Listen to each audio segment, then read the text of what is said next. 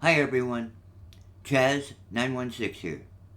Today we are going to explore Character Origins, a set of proposed changes and additions for the new OneDnD, coming out sometime in 2024. Please remember, nothing here is official D&D. These are proposed changes, race changes.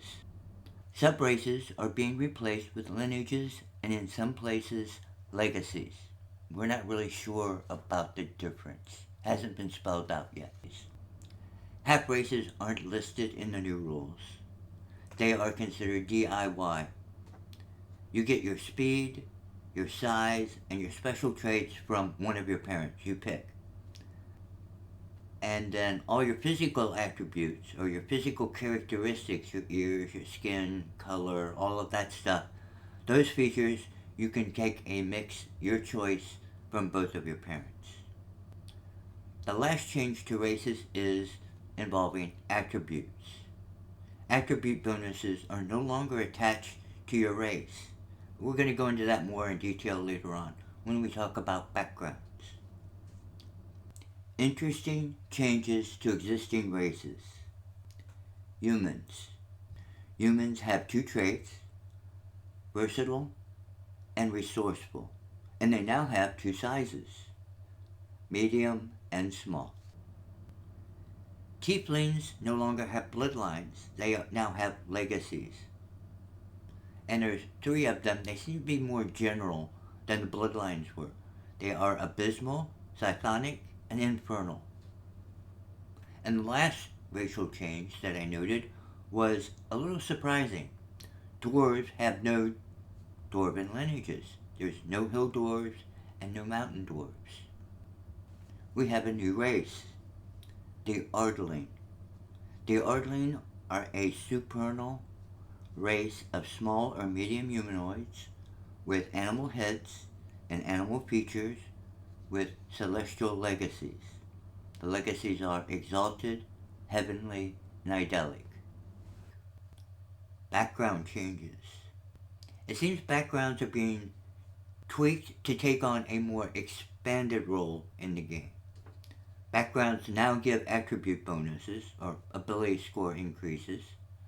For example, the Acolyte background gives you a +2 wisdom and a +1 intelligence. Backgrounds also give you feats. And there are now guidelines for creating your own custom backgrounds. Feat changes. Feats now have levels. Backgrounds come with a first level feat. Not much more is known about them at this point. Spell changes. Spells, instead of spell lists for different classes, spell lists are basically being reorganized into three categories. Arcane spells, spells that draw on magic. Divine spells, spells that draw on the power of the gods or the outer planes. And primal spells, spells that draw on the forces of nature and the inner planes. Rule changes. Ability checks, attack rolls, and saving throws are now referred to as D20 tests. Number 2, critical hits. Critical hits and doubling your damage dice now only applies to weapon and unarmed strikes. Languages. Number 3, players start with 3 languages. All players get common. Players get an additional language in their background. And all players get 1 additional language of your choice. The grappled condition. Grappling now gives you disadvantage on your attack rolls against any target other than the grappler. The new condition, incapacitated. While incapacitated, you can take no actions or reactions. You cannot think, therefore, concentration is broken, concentration spells cease, all of that. You are speechless, so you can't speak, making casting difficult. Inspiration. Inspiration is taking on a new focus, or maybe an increased focus. You can expend an inspiration to give yourself advantage on a d20 test roll. You of course have to decide before you actually make the dice roll. You can gain inspiration whenever you roll a 20 on a d20 test roll.